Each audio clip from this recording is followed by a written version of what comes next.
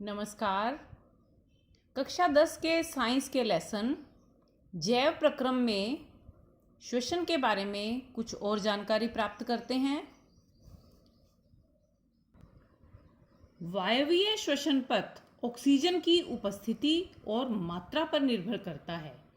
वायवीय जीवों को श्वसन के लिए पर्याप्त ऑक्सीजन की आवश्यकता होती है। पौधों में ऑक्सीजन ग्रहण करने के लिए पर्णरंध्र उपस्थित होते हैं। साथ ही भीतर अंतरकोशिकीय स्थान होते हैं जिनसे यह सुनिश्चित होता है कि प्रत्येक कोशिका वायु के संपर्क में आ सके। इनमें कार्बन डाइऑक्साइड और ऑक्सीजन का आदान प्रदान विसरण विधि से होता है। विसरण के समय ऑक्सीजन और कार्बन डाइऑक्साइड की दिशा पर्यावरणीय अवस्था और पौधे की आवश्यकता पर निर्भर करती है। दिन के समय पौधों में दो क्रियाएं चलती हैं, श्वसन और प्रकाश संश्लेषण। एक पौधे ने श्वसन में ऑक्सीजन ग्रहण की और कार्बन डाइऑक्साइड का निर्माण हुआ।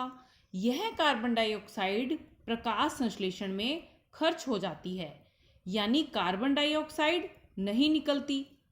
प्रकाश संश्लेषण में बनी ऑक्सीजन बाहर निकलती है। चूंकि दिन के समय प्रकाश संश्लेषण ही मुख्य क्रिया होती है, इसलिए पौधे ऑक्सीजन का ही त्याग करते हैं।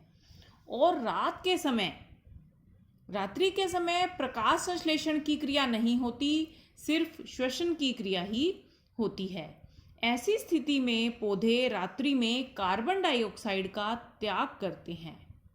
अब आप समझ गए होंगे कि रात्रि में पेड़ों के नीचे जाने को क्यों मना किया जाता है।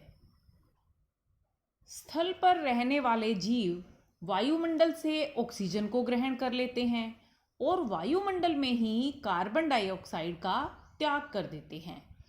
हालांकि पर्यावरण से ऑक्सीजन लेने और उत्पादित होने वाली कार्बन डाइऑक्साइड से छुटकारा पाने के लिए बहुकोशिक जीवों में विभिन्न प्रकार के अंग होते हैं।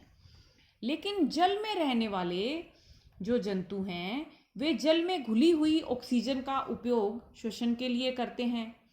वायु की तुलना में जल में घुली हुई ऑक्सीजन की मात्रा बहुत कम होती है।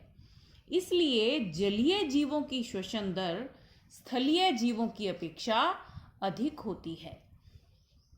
मछली में श्वसन अंग गिल्स या क्लोम होते हैं। मछली ऑक्सीजन की प्राप्ति के लिए मुंह के द्वारा जल को ग्रहण करती है, जो क्लोम को नहलाते हुए बाहर आ जाता है। क्लोम एक ऐसी रचना है जिसमें प्रचुर रक्त प्रवाह होता है। क्लोम का रक्त जल से ऑक्सीजन को अवशोषित कर लेता है और कार्बन डाइऑक्साइड को जल में ही त्याग देता है। स्थलीय जीव श्वसन के लिए वायुमंडल की ऑक्सीजन का उपयोग करते हैं। भिन्न भिन्न जीवों में भिन्न भिन्न अंगों के द्वारा ऑक्सीजन अवशोषित की जाती है। केंचुआ अपनी चमड़ी यानी त्वचा से ही ऑक्सीजन को ग्रहण कर पाने में सक्षम होता है।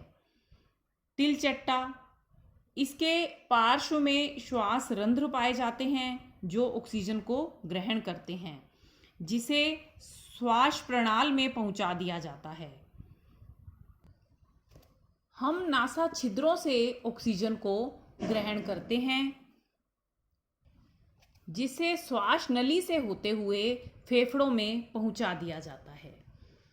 इन सभी अंगों में एक रचना होती है जो सतही क्षेत्रफल को बढ़ाती है, जो वायुमंडल के संपर्क में रहती है। जीव के शरीर में जिस सतह पर ऑक्सीजन और कार्बन डाइऑक्साइड का विनिमय होता है, वह पतली और मुलायम होती है। इस सतह की सुरक्षा के उद्देश्य से यह शरीर के अंदर अवस्थित होती है। इस सतह तक वायु आ सके, इसके लिए एक रास्ता भी होता है। जैसे हमारे शरीर में यह रास्ता नासा द्वार से शुरू होकर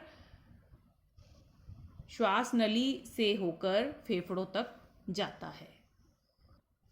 मानव श्वसन तंत्र की रचना और कार्यविधि के बारे में हम आने वाली वीडियो में जानेंगे।